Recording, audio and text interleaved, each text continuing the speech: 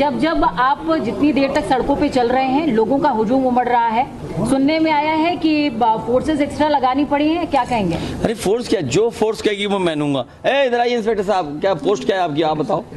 Additional SP साहब बताओ, आपकी बात मानी कि नहीं मानी, बताना सर पूरी बात बताओ, मानी कि नहीं? इनका पर्चे नहीं जानते होगे, इनका पर्चे हम जानते और ये जानते हैं। अच्छा बताओ, हम जानते कि नहीं जानते? अब बताओ ना, सही बताओ। हाँ तब ठीक है, पुराना भी जानते हैं हम, इससे वाली पुरानी वाली पोस्टिंग भी जानते हैं। देखिए आप, तो ये जो कह रहे हैं हम उनका मान रहे हैं। बताओ, नहीं कहना मानो तो बता दो, बताओ आप।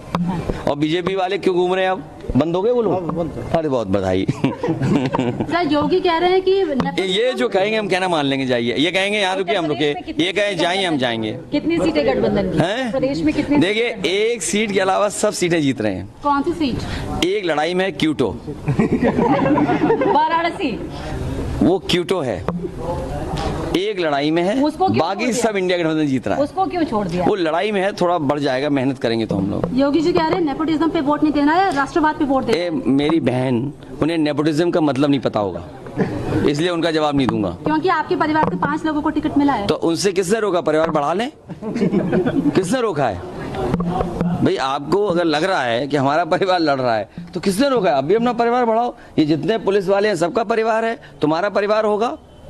और बीजेपी आज ले कसम कि ना परिवार वालों को टिकट देंगे और ना परिवार वालों से वोट मांगेंगे। तो बताओ कितने लोग बचे बीजेपी में, बताओ ना आप। तो ये कोई सवाल नहीं है। जैसे ये सड़क बनी, मान लीजिए ये फॉरेंसिक लैब बनी, भाई इसको क्यों नहीं ठीक कर रहे आप? ये कोई मेरे लिए थोड़ी है, ये पुलिस की मदद करेगा, ये आम लोगों की मदद करेगा। जितने पुलिस वाले खड़े इनकी मदद नहीं करेगा क्या? ये एक्सप्रेस वे बना, मान लीजिए इसके बाद जो मंडियां बननी थी या कुछ और काम होना था, किसी न किसी को तो लाभ मिलता। आप क्यों ऐसा कर रहे हो? ये सब काम रोक दिया आपने। अभी राहुल गांधी और अखिलेश यादव एक मंच पे नजर आ रहे हैं, जल्दी तिगड़ी नजर आएगी। कल फिर भी हम लोग होंगे साथ। तिगड़ी नहीं, जितने लोग हमारे साथ आना चाहेंगे हम सबको साथ लेंगे, क्योंकि यही इंडिया की खूबसूरती है। इंडिया की खूबसूरती यही है। लगातार सवाल उठाती है बीजेपी, सत्ता पक्ष लगातार सवाल उठाती है कि गारंटी आप भी दे रहे हैं, गारंटी कांग्रेस भी दे रही है, गारंटी आम ये बीजेपी की गारंटी नहीं है, ये झूठी घंटी है। इनकी गारंटी झूठी घंटी, कोई भरोसा नहीं करने वाला। ये तो वो लोग हैं जिन्होंने कोरोना में वैक्सीन लगवा दी, हमारे जितने कर्मचारी इनसे जबरदस्ती लगवा दी इनके। और अब ये कह रही है कंपनी कि हम वैक्सीन वापस ले लेंगे। अब बताओ, जिसकी लग गई वैक्सीन उसकी वापस कैसे ले लोगे? जैसे आप लोगों ने लग गई वैक्सीन तो शरीर से कैसे लोगे वापस? अखिलेश जी, आपने कन्नौज से जिस दौरान नामांकन किया और राहुल गांधी ने रायबरेली से किया, उसके बाद बीजेपी के तमाम स्टार कैंपेनर्स जो हैं वो इन दोनों सीटों पर फोकस बनाए हुए हैं, क्या कहेंगे उनको? बीजेपी अपने ही खोदे हुए गड्ढे में गिर पड़ी। जो नैरेटिव उन्होंने नेगेटिव क्रिएट किया था, जो उनकी नकारात्मक राजनीति थी, आज नकारात्मक राजनीति को सुनने के लिए कोई तैयार नहीं है। बीजेपी की हर कहानी फ्लॉप हुई उनके घिसे पिटे डायलॉग कोई नहीं सुनना चाहता है। क्या डायलॉग है उनके, बड़े नेताओं के, छोटे नेताओं के और उनसे छोटे नेताओं के? इनके घिसे पिटे डायलॉग, थकी हुई कहानी अब कोई सुनना नहीं चाहता। इनकी विदाई तय है। आप देखिएगा जब 4 जून को रिजल्ट आएगा तो बड़ी धूमधाम से भारतीय जनता पार्टी के लोगों की विदाई होने जा रही है। आरोप लगाया गया है, आप लोगों ने आरोप लगाया और पुलिस का भी आरोप लगाया भारतीय जनता पार्टी के लोगों ट्वीट करके कि पुलिस सहयोग कर रही है समाजवादी पार्टी के लोग। देखिए, पुलिस अपना निष्पक्ष काम कर रही है, पुलिस अपना काम कर रही। पुलिस ने कहा कि आप बूथ मत जाइए, मैं बूथ नहीं जा रहा। उन्होंने कहा कि हम बीजेपी के सांसदों को भी बैठा देंगे, जो नेता बूथ में जाकर डरा धमका रहे हैं, तो हमने कहा हम भी नहीं कहीं जाएंगे।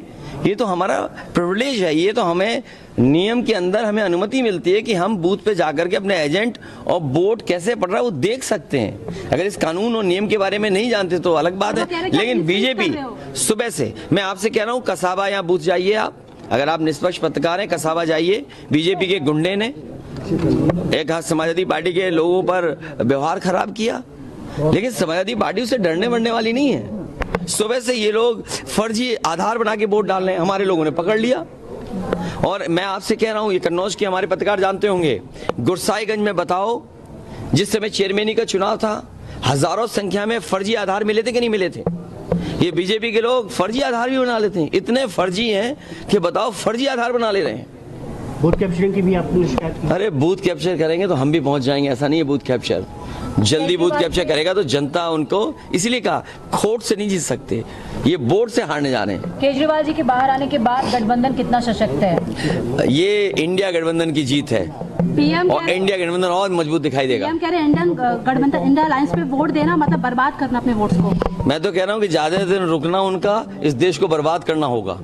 चेहरा कौन होगा प्रधानमंत्री का? इतने चेहरे हैं, जो पसंद आएगा वो चेहरा होगा। आप रहेंगे चेहरे? सीएमपी कोई भी हो सकता को है। लेकर के बहुत ज्यादा कंफ्यूजन है जनता के बीच में। किस बात का कॉमन कंफ्यूजन? मिनिमम प्रोग्राम को लेकर उसमें क्या बोलना, किसानों का कर्ज माफ होगा, किसानों का कर्ज माफ होगा, हर फसल की एमएसपी के लिए कानूनी अधिकार मिलेगा, हमारे कर्मचारियों को ओल्ड पेंशन मिलेगी, अग्निवीर वाली व्यवस्था खत्म होगी।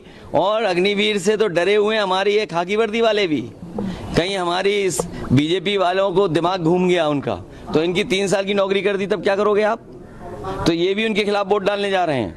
ये लोग विश्वास नहीं करेंगे। आप बताइए, क्या पता था आपको कि हवाई जहाज बिक जाएंगे? क्या आपको पता था एयरपोर्ट बिक जाएंगे, बंदरगाह बिक जाएंगे, टेलीफोन की कंपनियां बिक जाएंगी, ये आपकी नौकरी में आउटसोर्स हो जाएंगे? आईएएस लेटरल एंट्री से आए, और मैं आपको कहना चाहता हूं जितने आईएएस बनाए गए थे विदेश से लाकर के लेटरल एंट्री से, सब विदेश भाग गए। और इन्होंने जनता से, किसानों से नैनो यूरिया खरीदवा दी, और नैनो यूरिया से न प्रोडक्शन बढ़ा, न फसल को कोई लाभ मिला, और जबरदस्ती किसानों से नैनो यूरिया खरीदवा दी। इसका जवाब इनके पास है क्या? बोरी की चोरी का जवाब है क्या? ये बातें भी भूल जाओ। पहले हमारा आपका बुखार, पैरासीटामोल की गोली खाते थे, पैरासीटामोल की गोली खाते थे 500 mg की, तो हमारा आपका बुखार उतर जाता था। अब बीजेपी की सरकार में 650 mg की डोलो आई है, उससे भी बुखार नहीं उतर रहा है। मतलब कितना बड़ा भ्रष्टाचार हो रहा है? क्या भ्रष्टाचार नहीं है ये कि 500 mg की गोली से पहले बुखार उतर जाता था? बीजेपी की सरकार में डोलो गोली से भी 650 mg से बुखार नहीं उतर रहा। क्या ये भ्रष्टाचार नहीं है? बोरी से चोरी भ्रष्टाचार नहीं है? लोगों के पेपर लीक करना क्या भ्रष्टाचार नहीं है? इलेक्टोरल बॉन्ड से जो आपने चंदा लिया है, क्या आप भ्रष्टाचार क्या दूसरों को कहते हो? और आपने इलेक्टोरल बॉन्ड से कितना पैसा लिया? आपने तो अभी चंदे के नाम पे पैसे वसूल लिए, और अभी तो दान की पोल नहीं खुली है, अभी तो इलेक्टोरल बॉन्ड की खुली है। प्रधानमंत्री कहते हैं कि उसी के थ्रू तो आपको भी पैसा मिला। अरे हमें तुम बता दो ना, बीजेपी वाले बताएं ना, बीजेपी वाले बताएं कि समाजवादियों को क्या पैसा मिला है। अरे हम तो खुलेआम कह रहे हैं ना बीजेपी वालों से। सुब्रत पाठक जी से भी मेरी बात हुई थी। सुब्रत पाठक जी कह रहे हैं कि कन्नौज में समाजवादी पार्टी के पास कोई चेहरा नहीं था, इसलिए अखिलेश यादव जी को खुद उतरना पड़ा। उन्हें क्या तकलीफ है हमारे चेहरे से? उन्हें क्या तकलीफ है? कम से कम उनका जो मुंह भरा रहता था वो मैंने ठीक कर दिया। पिछली बार 13,000 वोट से जीते थे, जो भरे रहते थे मुंह, आप क्या मार्जिन होगा अखिलेश यादव का? जनता जितने वोटों से जिता दे।